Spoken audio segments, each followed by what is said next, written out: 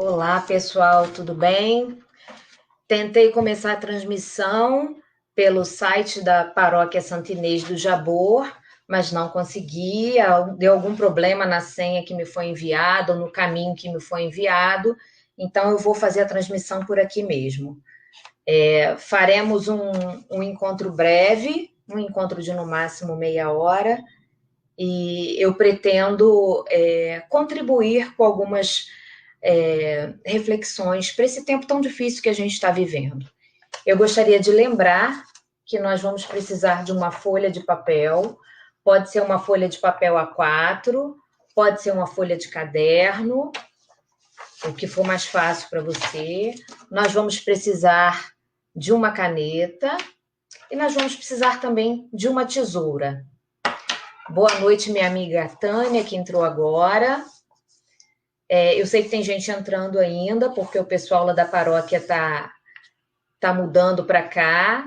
Então, só para lembrar vocês que eu iria fazer essa transmissão pela página do Facebook da Paróquia Santa Inês, do Jabor, mas por problemas técnicos, por problema de senha, eu não consegui entrar pelo caminho que me deram, então resolvi passar aqui para minha página, já que não só as pessoas que chegaram para assistir a convite do Padre Tiago estão presentes, como eu posso ver aí alguns pacientes, alguns amigos, então resolvi migrar para a minha página para garantir que o encontro acontecesse mesmo assim. Então, espero que todo mundo que está presente, que as pessoas que estão ouvindo agora, possam estar com o material que eu pedi que reservasse para esse encontro. O material que eu pedi que reservasse era uma caneta, uma folha de papel, pode ser uma folha de papel A4 ou pode ser uma folha de caderno comum, e uma tesoura. O pessoal que está presente está com isso em mãos? Papel, caneta e tesoura, por favor, me deem um ok se tiverem com material em mãos para a gente poder começar. Bem-vindo, Gabriel. Bom, eu peço então que vocês peguem essa folha de papel, dobrem ela no meio e cortem essa folha de papel no meio. Certo? Com metade dessa folha, eu peço que vocês façam um coração.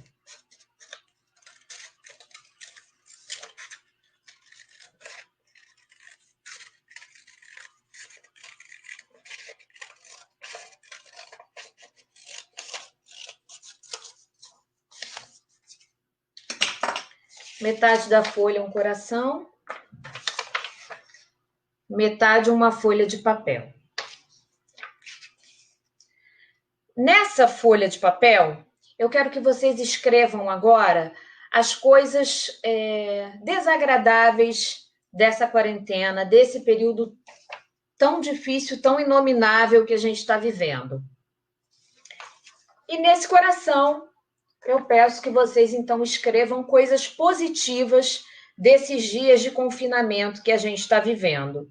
Vocês podem dar um ok para mim, que estão me vendo, que estão me ouvindo e que estão realizando a atividade?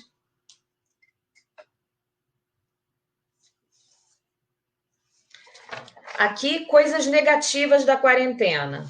Então, vou preencher a minha também, enquanto vocês preenchem a de vocês. Depois eu mostro a minha.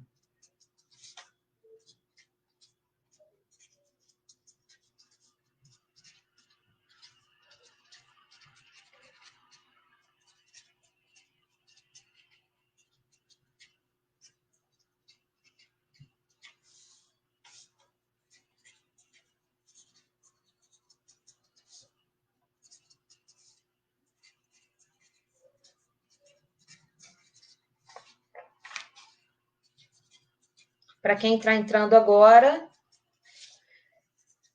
estou vendo que a gente tem 51 pessoas ao vivo. Eu pedi que vocês pegassem uma folha de papel, dividissem ao meio, numa parte fizessem um coração e escrevessem nessa parte do coração tudo de positivo nesse tempo da quarentena. Na outra parte do papel, que vocês escrevessem tudo de negativo nesse tempo de quarentena. Por isso que eu pedi, então, que vocês estivessem preparados com uma folha de papel para que a gente pudesse fazer essa dinâmica. E aí eu estou escrevendo a minha. Nessa parte aqui, tudo de negativo desse tempo que eu lembro, e nessa parte aqui, as coisas positivas.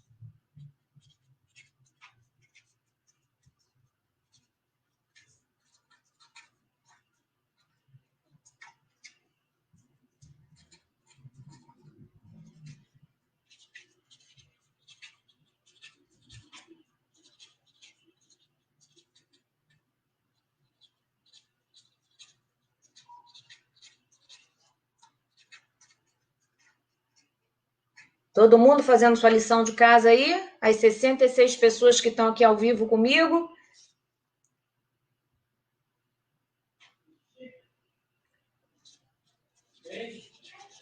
Então, vamos lá. Eu vou ler para vocês o que eu escrevi na minha folha.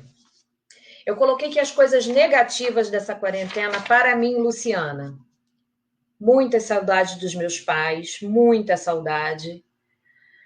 Às vezes choro de saudade dos meus pais, Clemente e Luci, muita saudade da minha sogra, Sônia, saudade dos meus pacientes, saudades dos meus alunos, saudades de ver o mar, saudades dos amigos. Coisas positivas dessa quarentena. Tem uma frase que fala que não existe nada completamente errado no mundo, que até um relógio parado está certo 2 vezes por dia. Então, mesmo num momento tão adverso, tão difícil da nossa vida, tem coisas boas acontecendo. Então, são mais de 40 dias em casa, acho que 45 dias em quarentena. E o que eu coloquei como positivo para mim, mais tempo com os meus filhos. A gente acaba que trabalha muito mais do que está com a família, então acho que eu nunca tive tanto tempo interagindo com os meus filhos ininterruptamente. Mais tempo com meu marido, tempo de conversar sobre a vida, sobre os projetos, sobre os pensamentos.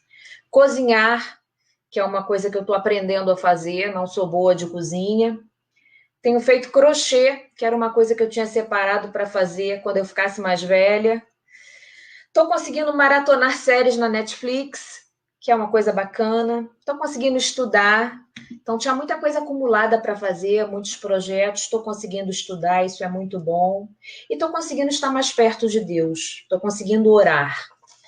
Então, eu pedi que todos vocês, quem está chegando agora, eu pedi que escrevesse nessa folha as coisas negativas da quarentena e nessa folha, nesse coração, com a outra metade da folha, as coisas positivas.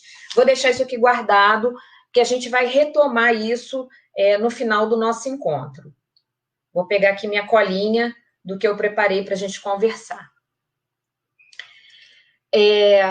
Uma das coisas interessantes, repetindo a frase que eu falei no início, que não existe nada completamente errado no mundo e que até um relógio parado está certo 2 vezes por dia, é que nesses tempos difíceis a gente tem tido a possibilidade de descobrir coisas boas, né? Até na adversidade a gente encontra coisas boas. E esse é um livro que eu já vinha trabalhando com ele, com os meus pacientes em consultório, se chama O Lado Bom dos Seus Problemas, como seus defeitos podem ser as suas maiores virtudes. E esse livro, ele fala de muitas coisas positivas, né? Primeira coisa é falar das nossas emoções. A gente vive numa sociedade que faz um culto à felicidade. Parece que se você não estiver feliz o tempo todo, tem alguma coisa de errado com você. Haja vista como as revistas, como a mídia coloca a questão da felicidade.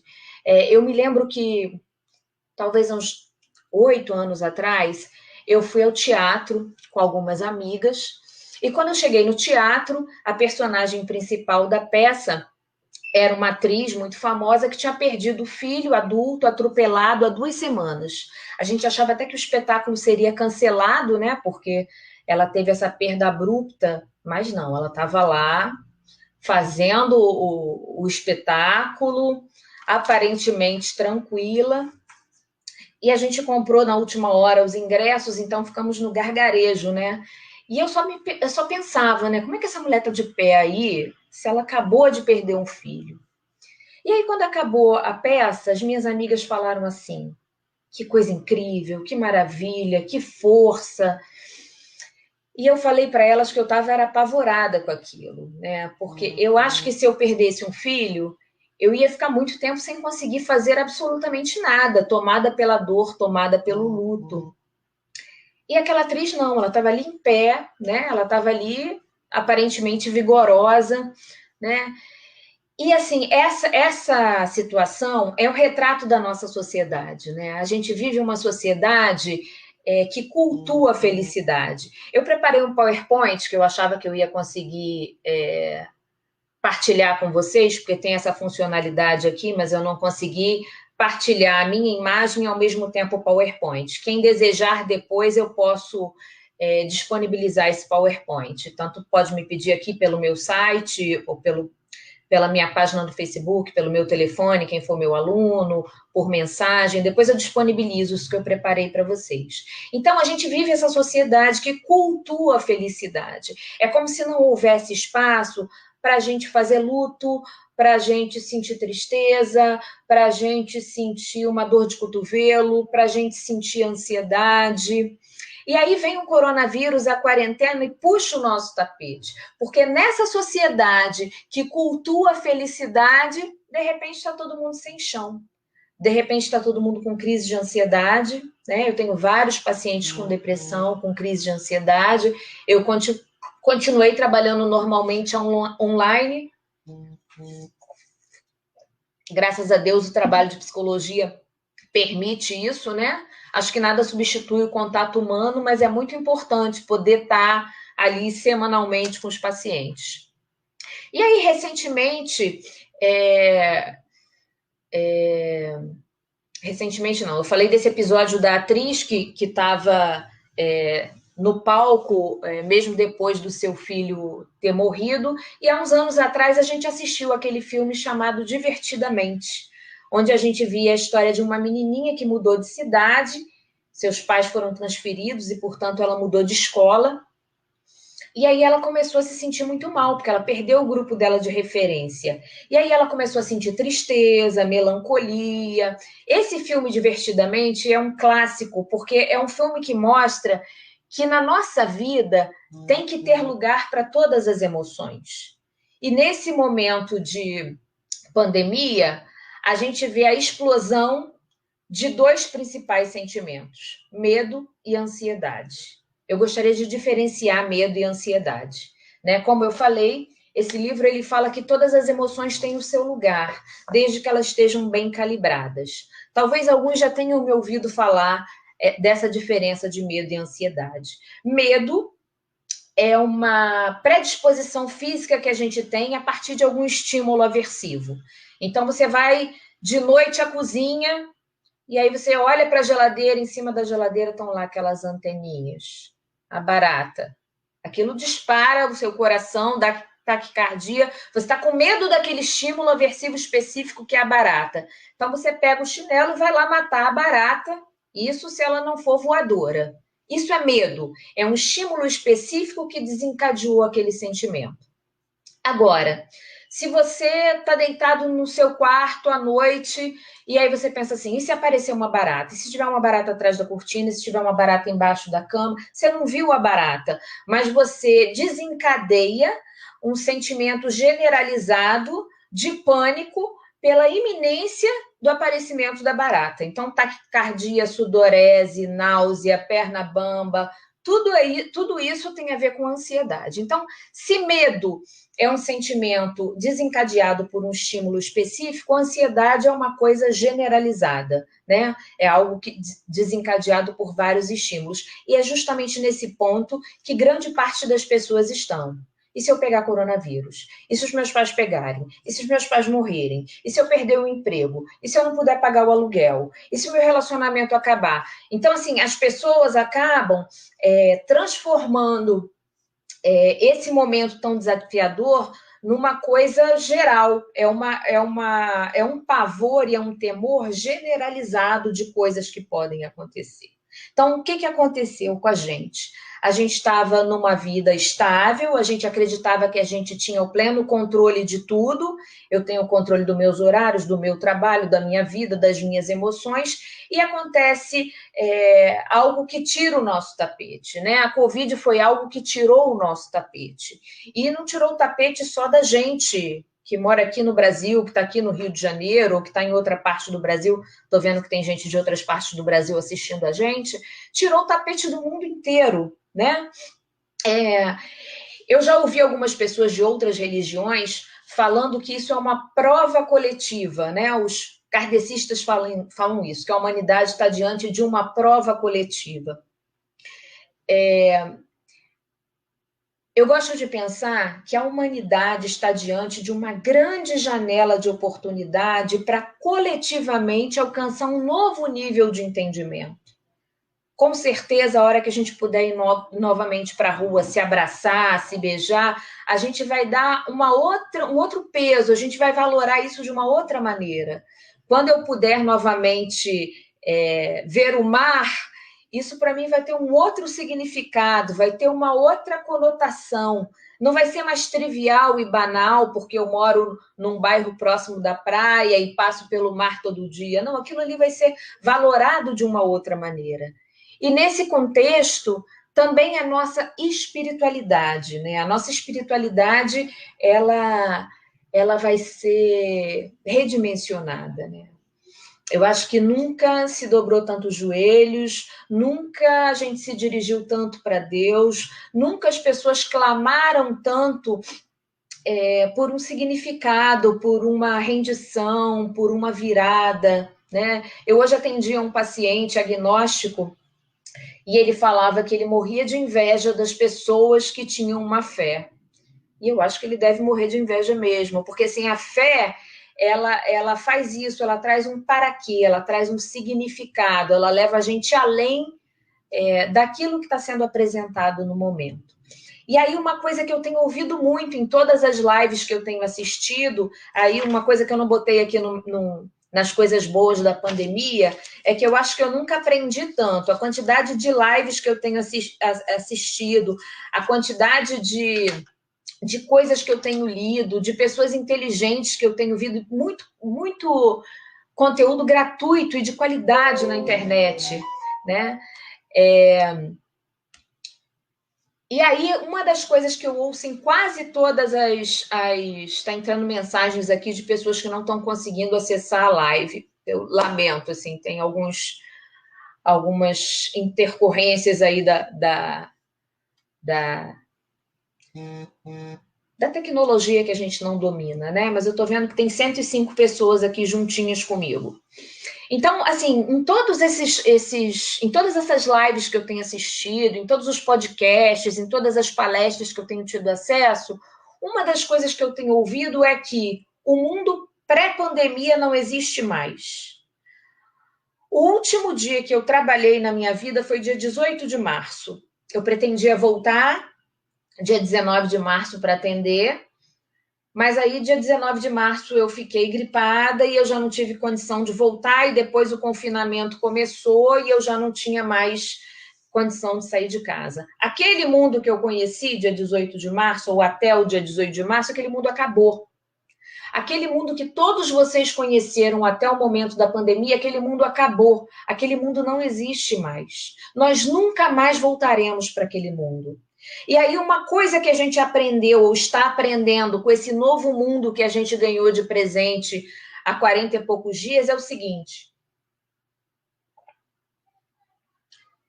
a gente desmaterializou alguns contatos, a gente quebrou esse fetiche em torno da presença. Por exemplo, toda terça-feira à tarde existia uma reunião na faculdade que eu leciono, que para mim era um grande transtorno estar naquela reunião. Por quê? Eu moro em Niterói, atendo de manhã em Niterói, tinha que ir para Tijuca para essa reunião à tarde, para voltar para Niterói para atender de novo. Essas reuniões na faculdade continuam acontecendo numa sala do Zoom, cada um num ponto da cidade. Quando o mundo voltar, quando as pessoas voltarem a se encontrar, na nova normalidade que vai se estabelecer, eu acho que eu nunca mais vou me descabelar para me deslocar para Tijuca, para Niterói, para conseguir dar conta de todas as coisas. Se essas reuniões funcionam hoje de modo virtual, elas poderão funcionar no futuro. Então, isso é uma coisa boa que a gente aprendeu, né? A gente quebrou esse fetiche da presença. Agora, tem coisas ruins que aconteceram, né? O consumo da pornografia triplicou.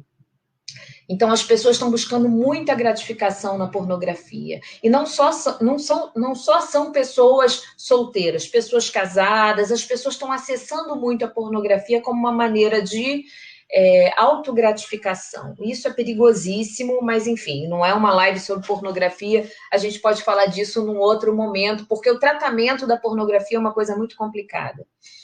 A violência doméstica aumentou. Então, os conflitos conjugais aumentaram muito. E a ansiedade explodiu na maior parte das pessoas. Então, assim, a quantidade de pessoas que diz que não consegue dormir sem remédio, tem crises de ansiedade ao ver o noticiário. E isso é uma coisa que eu, inclusive, recomendo muito às pessoas, né? Assim, limite o tempo que você vai assistir notícias. Eu já descobri que, para mim, Luciana, não funciona ver noticiário de manhã, de tarde e de noite. Então, eu só me permito ver noticiário uma vez por dia, geralmente à noite. Quando eu faço acompanhamento de noticiário várias vezes ao dia, eu percebo que eu fico mais ansiosa. Então, assim, quando a gente se conhece, a gente consegue se autorregular. Eu sei que não vai funcionar fazendo isso, não vou fazer mais isso. Há cerca de uns 20 dias atrás, eu e a professora Luci de Almeida, que dá aula comigo no ISERJ, nós fizemos uma pesquisa. Nós fizemos uma pesquisa virtual com algumas mulheres, com várias mulheres, né? Foi uma pesquisa que em menos de 24 horas nós tivemos 1.011 respostas de mulheres. Era uma pesquisa sobre o olhar das mulheres para a pandemia, como as mulheres estavam vendo a pandemia. E aí a gente pesquisou várias coisas do ponto de vista das mulheres, mas eu vou destacar só duas, né? Como estão as relações familiares nesse período de pandemia? E aí, dessas 1.011 mulheres, e as respondentes não foram só brasileiras, eu tive respondentes também fora do Brasil, dessas 1.011 mulheres, 26% disseram que as relações familiares estavam normais, 31% que estavam boas, 30% que estavam inconstantes, ora boas, ora mais. E eu perguntei sobre a divisão de tarefas domésticas. E aí, os resultados foram bastante divididos. Eu tive 16% que disseram que, junto aos seus parceiros, estão reorganizando as tarefas familiares de modo justo. Eu tive 16% dizendo que estão reorganizando com os parceiros e com os filhos da melhor maneira possível. Eu tive um percentual muito grande de mulheres, quase 30% de mulheres, dizendo que, embora alguma coisa tenha sido reorganizada, elas ainda trabalham mais que o restante da família. E a gente, assim, esmiuçou, né, sobre, assim, quem ajuda os filhos com as tarefas da escola, quem é que faz a comida, quem é que lava a louça. E a gente percebeu que as mulheres continuam muito sobrecarregadas. O percentual de homens que trabalha de uma maneira equitativa ainda é muito pequena. Uma coisa muito positiva dessa pesquisa é que a gente percebeu que 55% dessas mulheres estão cultivando mais a dimensão espiritual.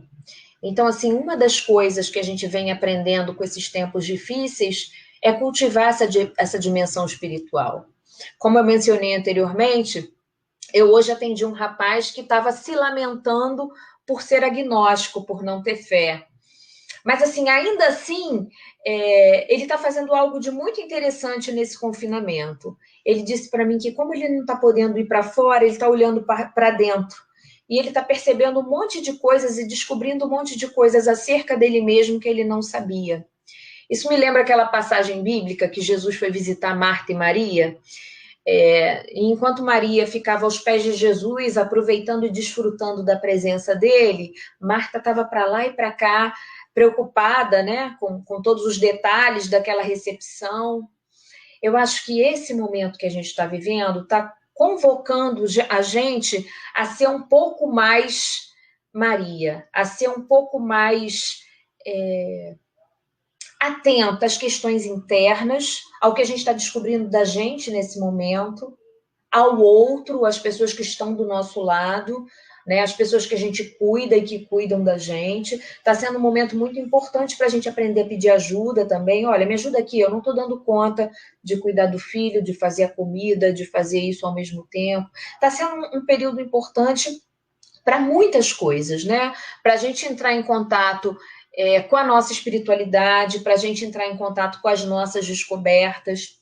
Eu lembro que na primeira semana de pandemia, eu publiquei um post que dizia assim: numa mão a gente tem o medo, na outra mão a gente tem a coragem.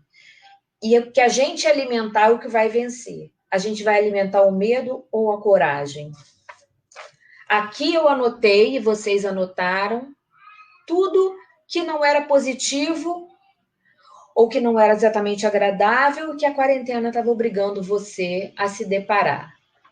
Aqui, tudo que é positivo e tudo que é descoberta e tudo que é bom dessa quarentena. O que a gente vai alimentar? O medo ou a coragem? O positivo ou o negativo? Lembrando, como eu falei antes, as emoções negativas, elas também têm o seu valor, elas também têm o seu lugar. Mas se você alimentar a ansiedade, você só vai ter ansiedade. Se você alimentar a esperança, você vai ter esperança. Então depende do que você está disposto a cultivar. Uma vez eu ouvi uma definição da palavra coragem. O que é coragem? E aí a pessoa falou assim para mim: Luciana, coragem é a dignidade sob pressão. Eu achei essa definição belíssima. Coragem é a dignidade sob pressão. A gente tem alguma alternativa a não ser ter coragem para enfrentar de uma maneira madura esse momento? Porque ou a gente descobre essa coragem na gente, ou a gente vai deprimir. Ou a gente vai abrir crise de ansiedade, crise de pânico.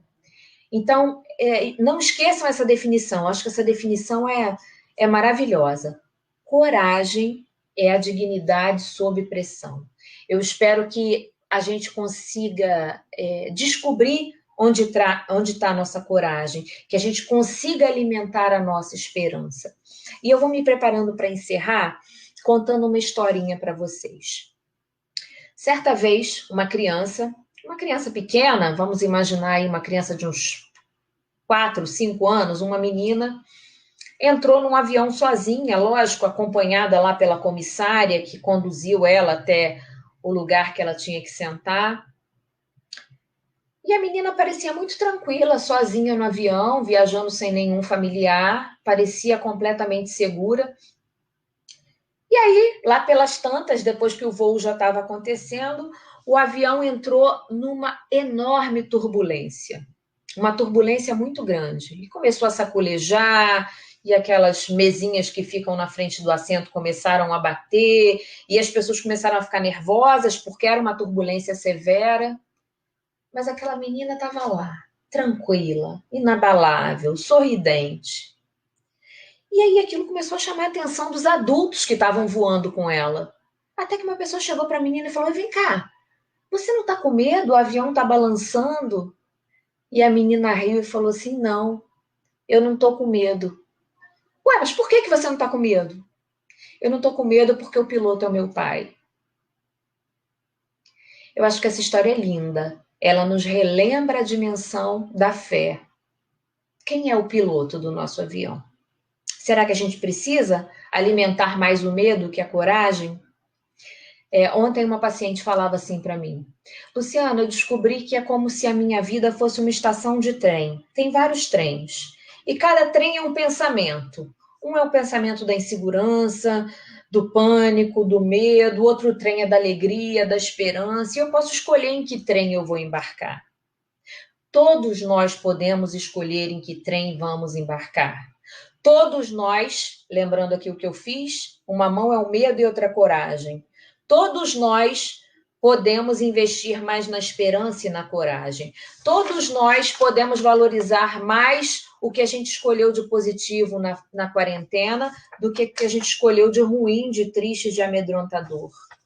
Que trem vocês querem pegar? Vocês vão focar em quê? E aí eu lembro também de um pensamento que eu gosto muito, só para ir encerrando. Você tem que treinar a sua mente para ser mais forte que suas emoções, ou você se perderá toda vez. Existe um filme que eu aconselho que vocês assistam, se chama 127 Horas. É a história de um homem. Vou ler um trechinho para vocês desse resumo. Eu já estou encerrando, tá, gente? Tá? 3 minutinhos para encerrar. Enquanto escalava o Canyon Blue John, no estado de Utah, o alpinista americano Aaron Ralston deslizou em rochas que acabavam de cair e ficou preso entre paredes de pedra. Quando parecia se desvencilhar da armadilha, teve a mão direita prensada por outra rocha. Não vou entrar em detalhes do seu sofrimento. Para isso, melhor assistir o filme 127 Horas. Um dos mais aflitivos da história do cinema. Num primeiro momento, Aaron foi tomado pela raiva. Ele gritou, lutou contra a pedra, puxou sua mão com toda a força. Mas quanto mais se debatia, mais se machucava. Como nada adiantava, Aaron teve autocontrole para suprimir a raiva, analisar a situação e pensar como se livrar dela. Planejou o que poderia fazer para mover a rocha, mas ele não tinha como fazê-lo, ele não funcionou, mas não desistiu. Então ele planejou como ele iria se virar com as poucas provisões que tinha. 1 litro d'água, pedaços de muffin e 2 burritos. O importante era não permitir que a dificuldade daquela situação atropelasse sua capacidade de raciocinar. Então imagina, o cara sozinho no meio do deserto, fazendo alpinismo, ele cai, uma pedra esmaga a mão dele, uma pedra teve um desmoronamento, uma pedra mais pesada que ele, e ele fica com a mão presa ali. O que ele ia fazer? Então, ele passou por vários estágios. Raiva, ansiedade, ira. Os dias passaram, dias, isso é uma história real, 127 horas, é o nome do filme. Os dias passaram e Aaron não deixou de sentir emoções, mas fez de tudo para manter o raciocínio no comando e não cair no desespero. Tentou todas as opções possíveis para sair daquela situação, até chegar à conclusão de que precisaria cortar fora o seu braço. Olha que dramático. Ele só ia conseguir sair dali se ele cortasse fora o próprio braço. Para não exaurir sua mente, procurou alguma fonte de prazer e distração. Estar preso dentro de um cânion, com a mão direita esmagada por uma rocha, não parece a situação mais propícia para a diversão, mas relembrar bons momentos da sua vida que passou com seus amigos foi o que lhe trouxe conforto para seguir sua luta pela sobrevivência. Aaron conseguiu sobreviver. Poderia ter se traumatizado, lamentar o dia em que decidiu sair de casa e sofrer pela perda do braço, mas não. Olhando em retrospecto, considera hoje a mais bela experiência espiritual da sua vida. Aaron foi resiliente, né? Aaron experimentou um grande crescimento pós-traumático. E eu estou apostando muito que a gente, enquanto humanidade, vai conseguir experimentar esse grande crescimento emocional pós-traumático. Alguns estudos norte-americanos mostram que o crescimento pessoal se dá em 5 domínios. Maior apreciação da vida, é tudo que eu quero, ver o mar de novo, olhar para esse mar de uma outra maneira, abraçar meus pais, minha irmã, meu afilhado. Maior apreciação pelas pessoas verdadeiras. Quem são aquelas pessoas que perguntam por você toda semana, com a maior frequência? Quem são seus amigos que não sumiram agora, na época da pandemia? Maior senso de força pessoal. Imagina, um rapaz como esse que eu citei, nessa história verídica do filme 127 Horas, descobrir que precisa abrir mão de um membro do corpo para continuar vivendo, essa pessoa descobriu um alto senso de força pessoal, né? Abertura para novas possibilidades. Então, são pessoas que já começaram a se reinventar profissionalmente, né? E novas experiências espirituais e existenciais. Isso, é claro, não é negar que haja sofrimento psicológico. Isso não é rir diante de um momento difícil, é aprender que a gente tem força para lutar, é aprender que a gente deve cultivar a esperança. Eu espero que essas breves palavras, né, 35 minutos aqui de live, possam ter, ter sido interessantes, possam ter sido relevantes para vocês. Peço desculpas aí pelos contratempos técnicos iniciais, que a gente começou numa página e veio terminar em outra. E convido vocês, na dinâmica inicial que a gente fez, a focarem mais no que é positivo e aprender com o que é negativo, com o que é desafiador, com o que nos leva a descobrir essa resiliência que a gente tem. Eu gostaria de disponibilizar para quem quiser